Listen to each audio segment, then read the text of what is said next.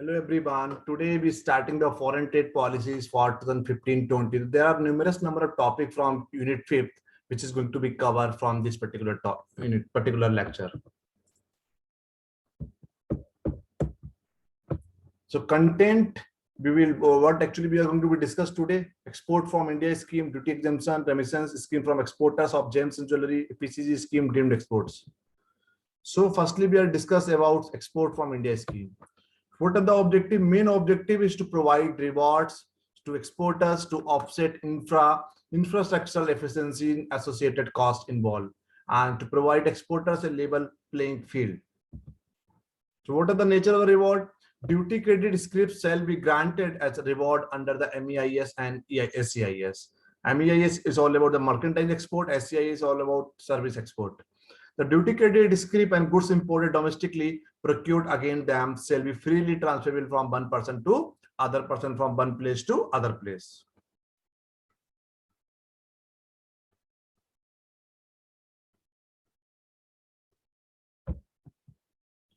Firstly, merchandise export from India scheme, MEIS. Merchandise export from India scheme, MEIS. In the new foreign trade policies 2015-20, with the effect from 1st April 2015, merchandise export from India scheme, in short also known as MEIS, has been announced by the government. It is not only replaced 5 similar incentive schemes available under the foreign trade policy 914, but it's rationalized the incentive under the erstwhile scheme, removes various kind of restrictions, and significantly enlarge the scope of earlier scheme. Unlike earlier scheme, this scheme has been made applicable to export made by the special economic zones. So whatever the new policies had been started in 2015, it has been numerous number of the things has been included and numerous number of the restrictions has been abolished. So these policies is the very significantly enlarge the scope of earlier schemes. Unlike earlier scheme, the scheme has been made is applicable to export made by the SEZ. SEZ stand for the special economic zones. Special economic zones. Scheme replaced by the MEIS. Focus product scheme FPS. Market linked focus product scheme MLFPS. Focus market scheme FMS. Agri infra incentive scheme incentive script AIIS. Vishesh Krishi Gramin Upaj Yojana. So we have schemes replaced by the MEIS. After MEIS came into existence, we have replaced these 5 schemes by the MEIS. First is the focus product scheme FPS. Second is market linked focus product scheme MLFPS. Focus market scheme Agri infra incentive scheme script AIIS. Vishesh Krishi Gramin Upaj Yojana VKGUY. Now, what are the objective of this particular scheme? Objective of merchandise export from India scheme is to offset infrastructural inefficiencies and associated cost involved in export of goods product which are produced manufactured in India, especially those having the high export intensity, employment potential, and therefore enhancing India's export competitiveness. So this scheme is basically for to increase the India's export, increase the export competitiveness in the global market. So the objective of merchandise export from India scheme is to offset the infrastructural inefficiencies where we are lacking in the infra. But this scheme is basically to increase the infrastructural efficiencies and associated cost involved in export of goods which are produced manufactured in India, especially those having the high export intensity, employment potential, and thereby enhancing India's export competitiveness. As we know, we are focusing on those goods where the export intensity is very high and employment potential is very high. Because if we will be able to get it a certain competitive advantage over on the global competitor, then what will happen? There will be an increase in the employment potential, also an increase in the export competitiveness also. Silent feature of this scheme: grant reward in the form of duty credit scheme to the exporters on export of notified goods which have been produced manufactured in India. Reward for export of notified goods to notified market payable as a percentage of realized FOB. FOB be free on board values in free foreign exchange. Further, export of specified goods through courier or foreign post office using e-commerce of FOB's value up to 25,000 rupees per consignment entitled for reward under this scheme. In case of value of consignment being more than 25,000 rupees, benefit limited on the value of. It won't matter whether its costing is less than 25,000 rupees or more than 25,000 rupees, but this scheme is valid for only those goods where the FOB's value is 25,000 rupees per consignment. If suppose that consignment value is more than 25,000 rupees, the benefit is limited on the value of 25,000 rupees. On additional amount, you are not going to get any benefit of this particular scheme. Scrip itself and good imported domestically procured against the scrip are freely transferable. Further, certain specified categories of export or import goods are not eligible for benefit under the scheme. Special economic zones units, UOU, export oriented units, STP, BTP, ESTP units are not availing direct tax exemptions are also eligible for benefit under this scheme. Okay.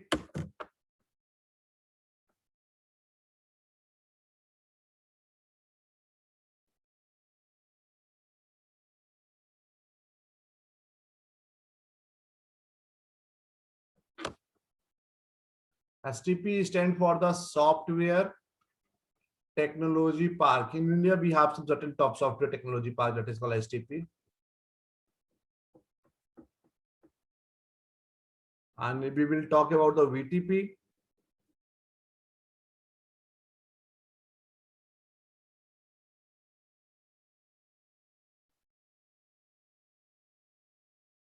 That is for Biotechnology Park. Biotechnology Park.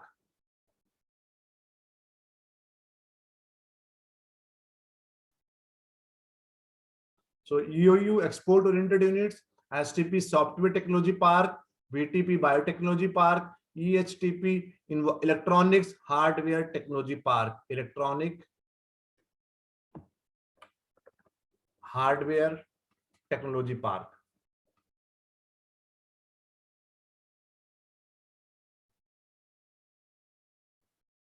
Scrip can be used for the payment of custom duty for import of input or goods, except items listed in Appendix 3A. Payment of excise duty on domestic procurement of inputs or goods, including capital goods.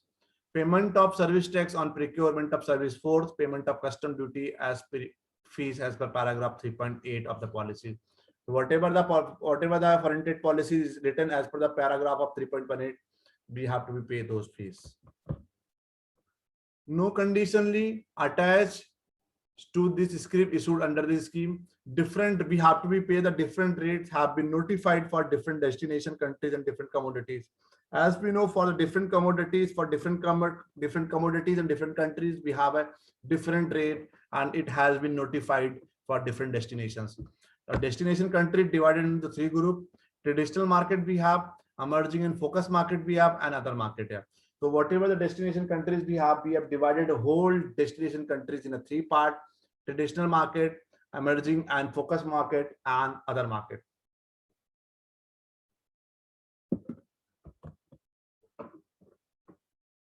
Export categories sectors not eligible for duty credit scheme under the MEIS.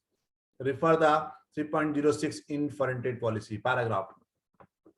Export oriented units or electronic hardware technology park or BTP biotechnology park or software technology park who are availing direct tax benefit exemptions. Okay. Other supplies made from DTA unit to the special economic zones unit. Export of imported goods covered under the paragraph 2.46 of FTP. Export through transshipment, meaning thereby export that originating in the third country but transit through India. So export category is selected not eligible for duty credit scrip under the MEIS. So these type of the export are not eligible for the duty credit scrip under the MEIS. Further, special economic zones, export oriented units, ESTP, VPT, FTWZ products exported through the DTA units. Okay, clear?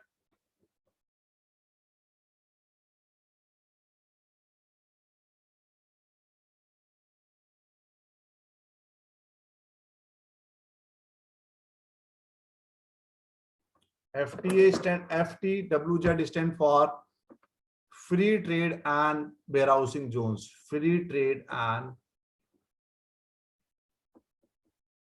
warehousing zones.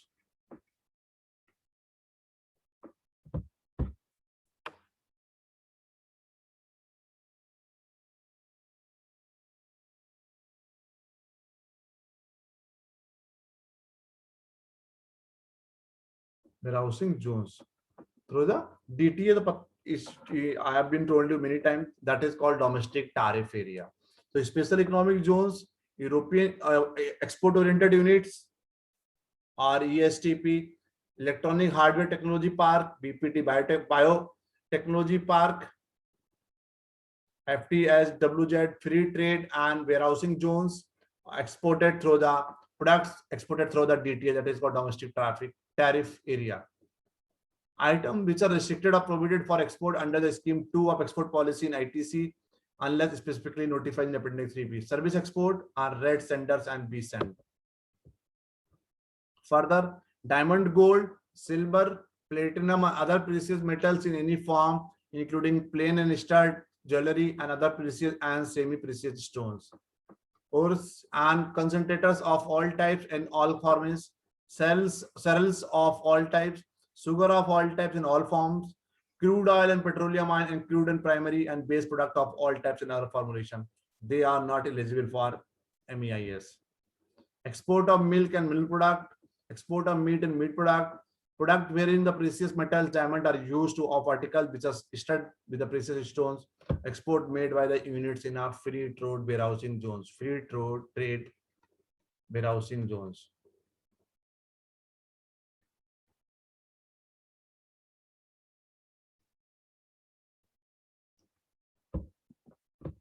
Now further, list of items not allowed for import or scrip not be issued for payment of custom duty on the following item.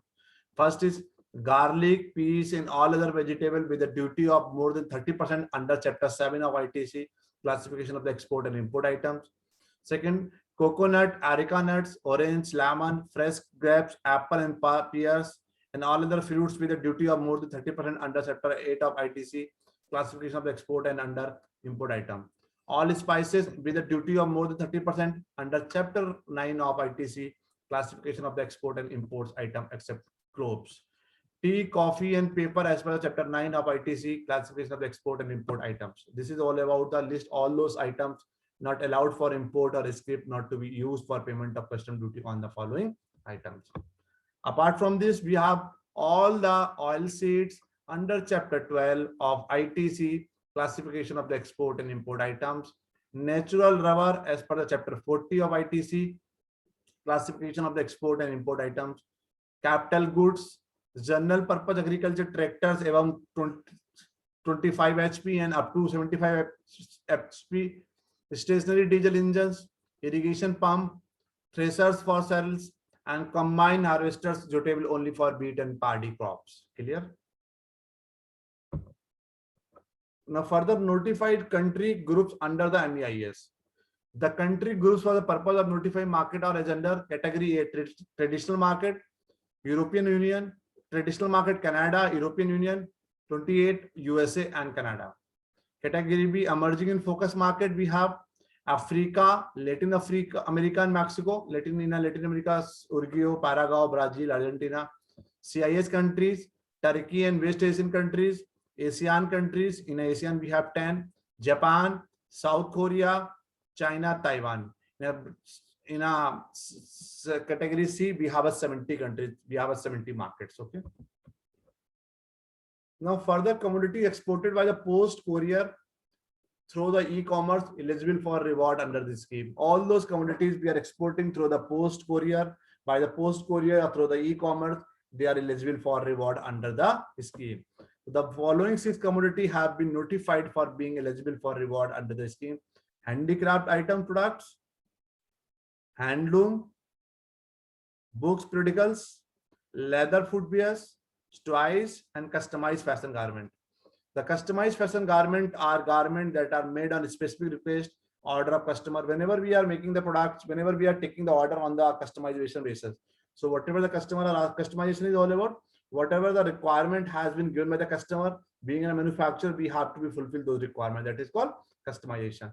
The customization fashion garments are garments that are made on a specific request, order of customer, and accordingly tailored manufactured. Further, products supported under the MEIS and level of support. Higher rewards have been granted for the following category of product. Firstly, agriculture and village industry product presently covered under the BKG UI. Value added and packaged products, value added and packaged products. And further, we have all those products which have eco-friendly and green product that create wealth out of the waste from agriculture, and other waste product that generate additional income for the farmers while improving the environment.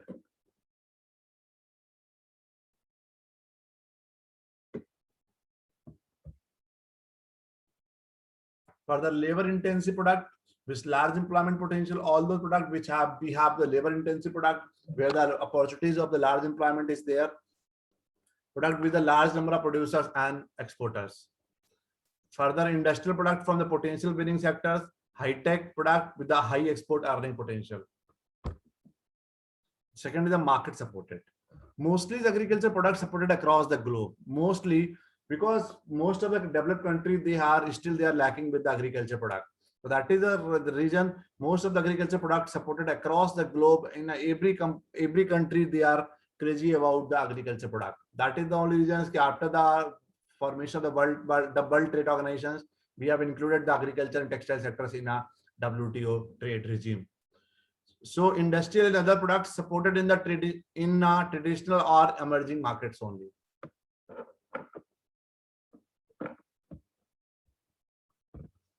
Further, high potential product not supported earlier. For earlier, what actually we were doing, high potential products we were not supporting under this scheme. But after the support to the 852 tariff line that fit in the product criteria but not provided support in the earlier, include lines from fruits, vegetables, dairy products, oils, meals, Ayush and herbal products, paper and paper board products. All these products also supported by this particular scheme. Now, global support has been granted to the following categories: fruits, flowers, vegetables, tea, coffee, spices, cereal preparation, salad, essential oils, processed foods, eco-friendly product that adding the added value to the wastage, marine products, handloom, coir, jute products, and technical textile, carpet, handmade. Other textile and ready-made garments have been supported by the European Union, USA, Canada, and Japan. Handicraft, sport foods, furniture, and wood articles. Further, supported to the major market have been given to the following product category.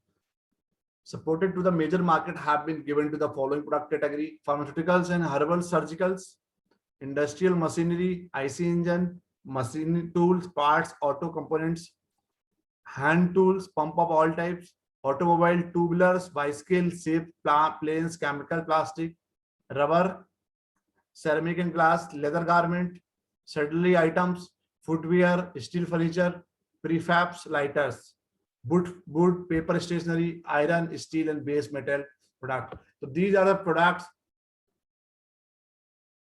which support to major market have been given to the following product categories. Other sector reported under the MEIS. We are talking about the MEIS, mercantile export. 352 defense related products which export of US $17.7 billion, consisting of core product 20, dual use product 60, general purpose product 283, pharmaceutical products of bulk drug and drug intermediate, formulations of biological, herbal, surgical, and vaccines, 96 line of the environmental related goods, machine and equipment, 49 lines were mandatory BIS standard. BIS stand for Bureau of Indian Standard.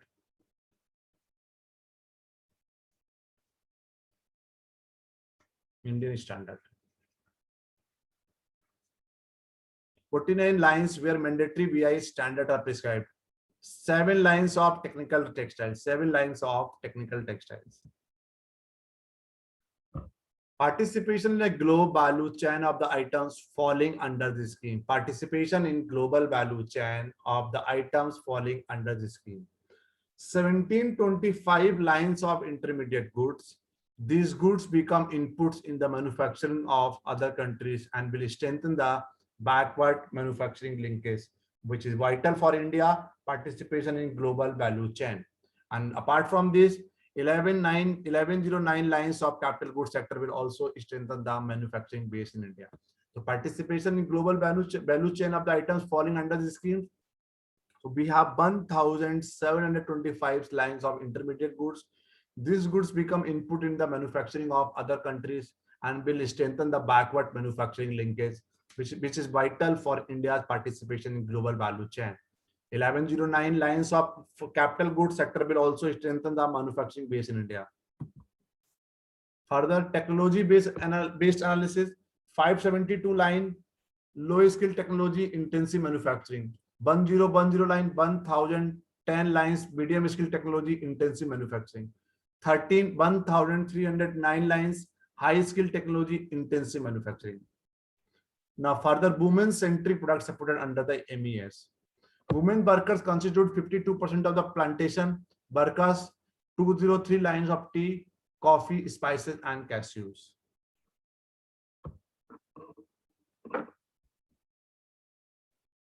Further, 69% of the agriculture aggregate female by employment in concentrated in the following sectors: manufacturers of other food products, jelly confectionery, tomato ketchup, cooked stuff pasta, pav,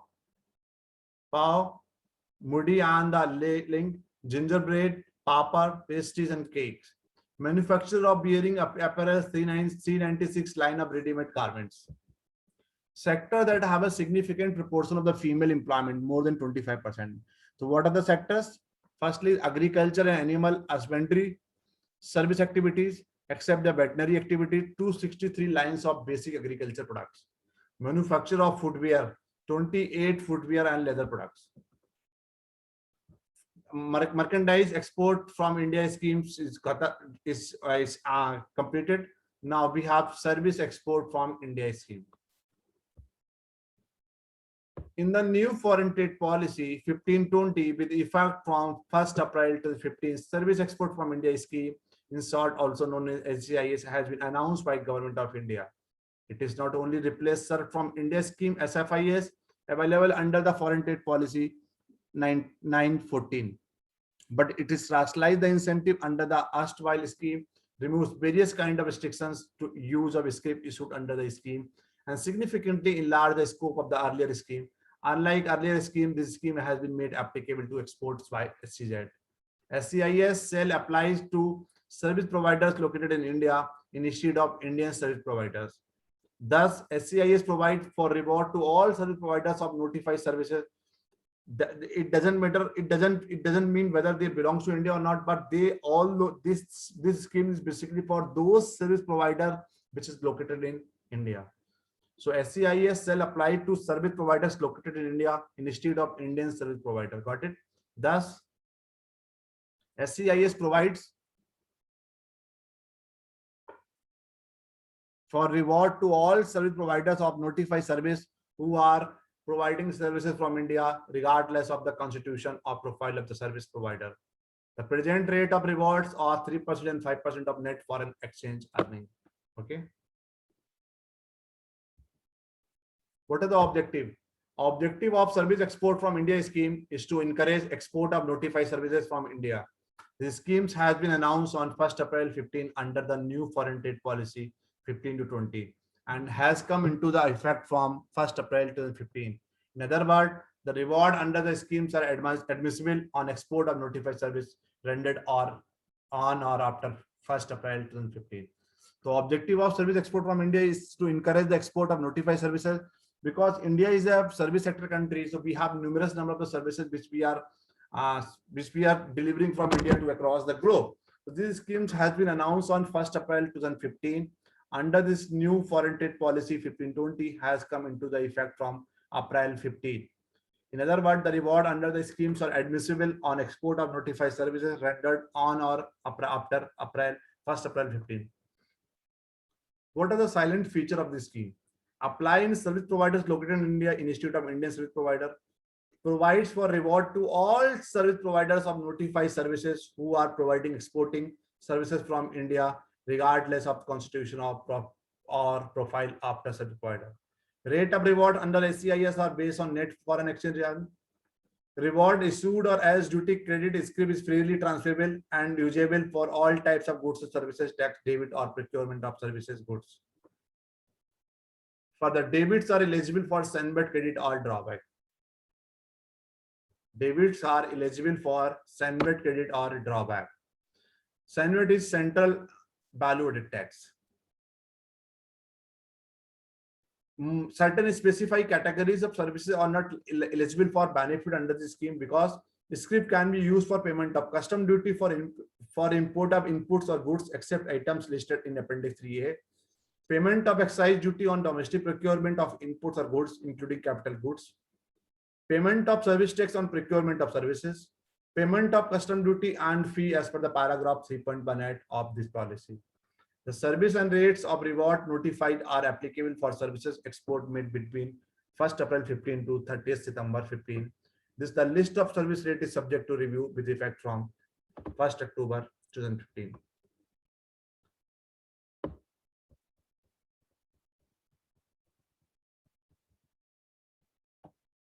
Further, we are moving towards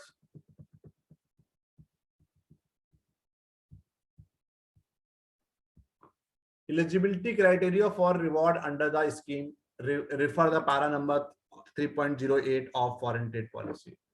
Service providers of notified services. Service providers of notified services located in India eligible for reward under the SCIS, subject to the condition as may be notified.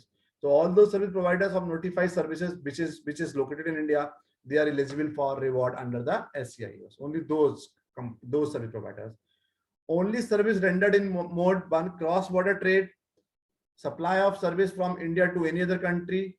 Mode 2 consumption abroad, supply of service from India to services consumed. That means there should be involvement of at least 2 countries. Then only you will be able to. Then only you will be eligible for under the scheme of SCIS. Suppose that you are manufacturing the services in India or you are consuming the services in India, delivering in India, then only you are not under the benefit of the scheme of SCIS. The only services rendered in mode cross-border trade, there should be involvement of at least 2 countries. Cross-border trade, supply of a service from India to any other country, or mode 2 consumption abroad, supply of service from India to services consumer of any other country, only are those eligible. Supply of service through mode 3 commercial presence, supply of a service from India through commercial presence in any other country. And mode 4 if we will talking about presence of natural resources, presence of natural persons, supply of a service from India through the presence of natural persons in any other country, not eligible for reward under the scheme. Clear? The notified services and rates of rewards are as per the Appendix 3D. Minimum net free foreign exchange earning criteria prescribed is the $15,000 in the preceding financial year for eligibility under this scheme. There should be $15,000, then only you are eligible. For individual service provider and sole proprietorship, such minimum net free foreign exchange earning criteria is $10,000 in preceding financial year. Payment in Indian rupees for service charge earned and specified service listed in Appendix 3 is to be treated as a receipt in deemed foreign exchange. In case of the IC holder being manufacturer of the goods as well as service provider, then the foreign exchange earnings and total expense payment remittance to be taken into the account of service sector only. To claim reward, service provider is required to have an active IEC, importer exporter code. Importer exporter code. So if you just want to be claim the reward, the service provider is required to have an active importer exporter code at the time of the renting the service. Whenever you are renting the services, you should have the active IEC code. Then only you will be able to claim the rewards. Clear? Now, what are the intangible categories under the SCIS? As we know, services is totally intangible. So what are the intangible categories under the SCIS? Foreign exchange remittance other than those earned for the rendering of notified service would not be counted for entitlement. Other sources of foreign exchange earnings such as equity or debt participation, donations, receipts or repayment of loan, etc., or any other inflow of foreign exchange unrelated to rendering of service not eligible for benefit under the scheme. So foreign exchange remittances other than those earned for rendering of notified services would not be counted for entitlement. Other sources of foreign exchange earnings such as equity or debt participation donations, receipt or repayment of loans, or any other inflow of foreign exchange unrelated to rendering of services not eligible for benefit under the scheme. Following is not to be considered for calculation of the entitlement under the scheme. Following is not to be considered for the calculation of the entitlement under the scheme.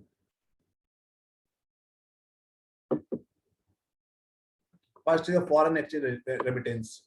Related to the financial service sectors, raising of all types of foreign currency loans,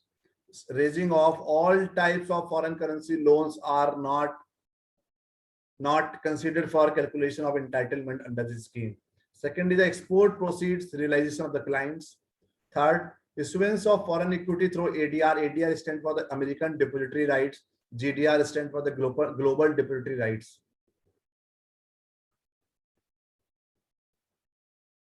American Depository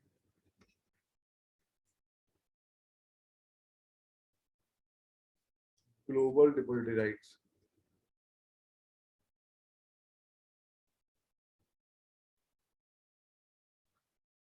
Issuance of foreign currency bonds, sale of security in other financial instruments, other receivables not connected with the service rendered by financial institutions. Other receivables not connected with the services rendered by financial institutions. Suppose that earned through the contracts, regular employment abroad, that is called labor remittances. Payment for service received from EFC account. Foreign exchange turnover by healthcare institutions like equity participation, donation, etc. Foreign exchange turnover by educational institutions like equity participation, donations. Now, further, list of the items not allowed for import or script not to be used for payment of custom duty on specified items. Okay, so what are the list? The script issued under the script is not allowed to be used for payment of duty on import of the following commodities. First is garlic, peas, and all other vegetables with a duty of more than 30% under Chapter 7. Coconut, areca, nut, orange, lemon, fresh grapes, apple, pears, and all other fruits with a duty of more than 30% under 8 of ITC. All spices with a duty of more than 30% under Chapter 9 of ITC. Tea, coffee, and paper as per the Chapter of 9 of ITC, classification of the export and import items. All the oil seed under Chapter 12 of ITC. Natural rubber as per the Chapter 40. Classic capital goods, general purpose agriculture tractors, stationary diesel engines, irrigation pump, threshers for combined investors, animal driven implements. Now, what are the common provisions? Now, SCIS we already completed. Now, what are the common provisions for MEIS and SCIS? First is the transitional arrangement between the two parties. CENBET, Central Value Added Tax.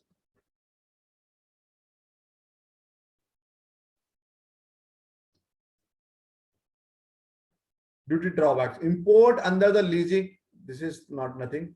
Import under leasing, financial transfer of export program. Facility of payment of custom duty in case of EO default and fee through duty credit slip. Now, what is all about the transitional arrangement? For the goods exported or imported, exported or services rendered up to the date of notification of this policy, which were otherwise eligible for issuance of scrip under the erstwhile Chapter 3 of the earlier foreign trade policy. Scrips applied issued on after the notification of this policy against such export of goods and services rendered. Then prevailing policy and procedure regarding eligibility, entitlement, transferability, uses of scrip, and any other conditions in force at the time of export of goods or rendering of the services shall be applicable for such scrip. So that is all about the transitional arrangement. Second is CENBET and drawback. Additional custom duty, excise duty, service tax paid in a cash or through debit under duty credit scrip shall be adjusted as a CENBET credit. Or duty drawback as per DOR rules or notification. Basic custom duty paid in cash or through debit under duty credit scrip shall be adjusted or duty drawback as per the DOR rules or notifications. Third is import under the lease financing. What is the import under the lease financing? Utilization of the duty credit script shall be permitted for payment of duty in case of import of capital goods under the lease financing in terms of provision in paragraph 2.34 of the FTP foreign trade policy.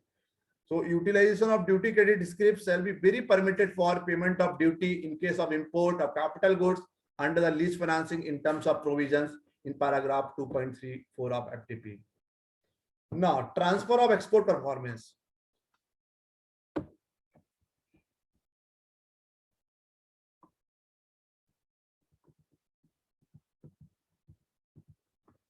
Transfer of export performance from one IEC holder to another IEC holder shall not be permitted. Transfer of export performance from one IEC, one exporter importer code holder to another IEC holder shall not be permitted. There is no option of transfer from one person to other person. Thus, a shipping bill containing name of applicant shall be counted in export performance. Turnover of applicants only if export proceeds from overseas are realized in applicant's bank account and there shall be evidence from BRC, bank receipts. However, MEIS rewards can be claimed either by the supporting manufacturer along with a disclaimer from the company from who has realized the foreign exchange directly from overseas by the company from who has. Okay. Secondly, facility of payment of custom duty in case of EO default and fee through duty credit script. Duty credit script can be utilized debited from payment of custom duty in case of EO default for authorization issue under the chapter 4 and 5 of this policy. Such utilization uses shall be in respect of those goods which are permitted to be imported under the respective reward scheme. However, penalty interest shall be required to be paid in cash. Further, duty credit script can also be used for payment of composition fees under the FTP, for payment of application fees under the FTP, if any or payment of value shortfall in EO under the paragraph of 4.49 of HPP 2015-20. Now, what is all about the risk management? Risk management system shall be in operational whereby every month computer system in DGFT, Director General of Foreign Trade, headquarters or random basis will select 10% of the cases for each RA where script have already been issued under the each scheme.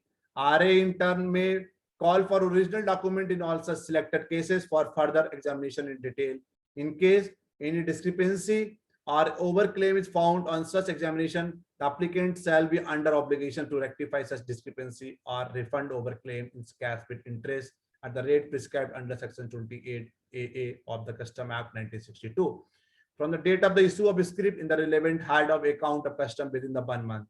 The original holder of script, however, may refund such overclaim by surrendering the same script, whether regional authority may ask for original proof of landing certificate, annexure attached to the ANF or any other document which has been uploaded digitally at any time within the 3 years from the date of issue or script.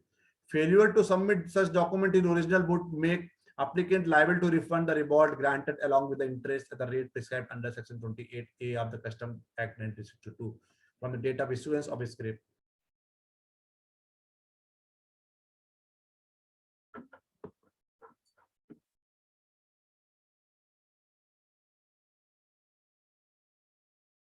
It would be the responsibility of applicants to maintain such document, certificate, etc.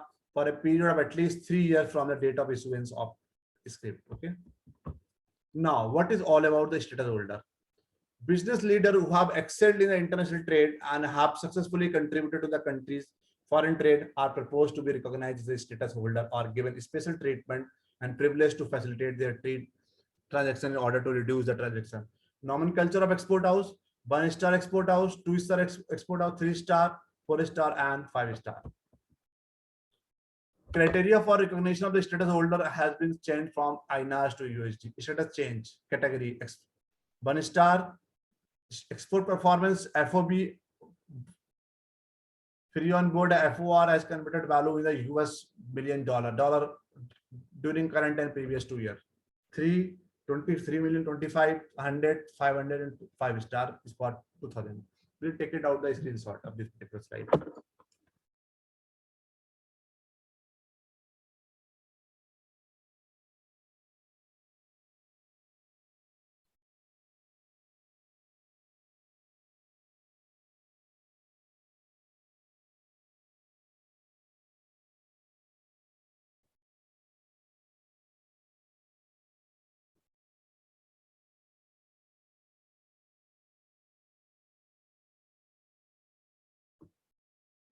Okay.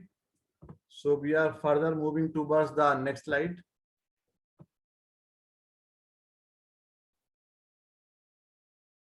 Approved exporter scheme self-certification by the status holder. Under this scheme, the manufacturer who are also star holder can also self-certify their product to be originating from India and take advantage in different trade blocks like PTA, FTA, Free Trade Area, CAC, Comprehensive Economic Cooperation Agreement, SEPA, Comprehensive Economic Partnership Agreements. They shall be permitted to the self-certify the goods as manufactured as per the Industrial Entrepreneur Memorandum, IEM, Industrial License, IL, Letter of Intent, that is called LOI. Boost to Make in India. Reduce the export obligations EO for domestic procurement under the EPCG scheme. Specific export obligation under the EPCG scheme in case capital goods are procured from indigenous manufacturer, which is currently 90% of the normal export obligation. 6 times at the duty saved amount has been reduced to 75% in order to promote domestic capital goods manufacturing industry.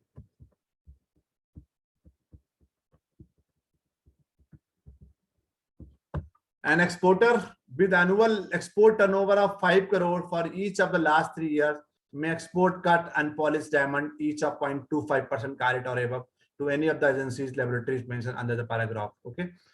So for the new initiative for EOUs, ESTPs and STPs, that is called Electronic Hardware Technology Park, Export Oriented Units and STPs. EOUs, ESTP, Export Oriented Units, Electronic Hardware Technology Park, Software Technology Park have been allowed to share infrastructural facilities among themselves.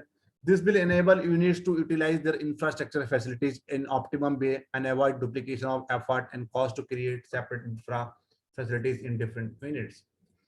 Inter-unit transfer of goods and services have been allowed among EOUs, ESTPs, STPs, and BTPs, Biotechnology Park. This will facilitate group of those units with source input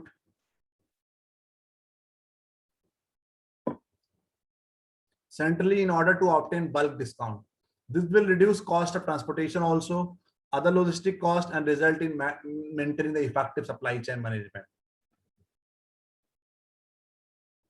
Electronic export-oriented units have been allowed facility to set up the warehouses near the port of the export, so transportation cost can be saved, time can be saved, costing can be saved. This will help in reducing the lead time for delivery of the goods. Yes, this thing I've been already told you. This will also help in reducing the lead time for delivery of goods. Will also address the issue of unpredictability of supply orders. STP, Software Technology Park Unit, ESTP unit and software EOU have been allowed some facility to use all duty-free equipment goods for training purpose. This will help these units in developing skills of their employees. 100% export-oriented units have been allowed facility of supply of spares, components up to 2% of value of the manufactured article to a buyer in domestic market for the purpose of after-sales service. At present, in a period of 5 years, EOU units have been to achieve positive net foreign exchange earning cumulatively because of adverse market condition or any ground of genuine hardship. Then such period of 5 years for NFE completion can be extended by the 1 year. Time periods for validity of the letter of permission LOP for EOU, ESTP, STP, BTP units has been revised for faster implementation monitoring of projects.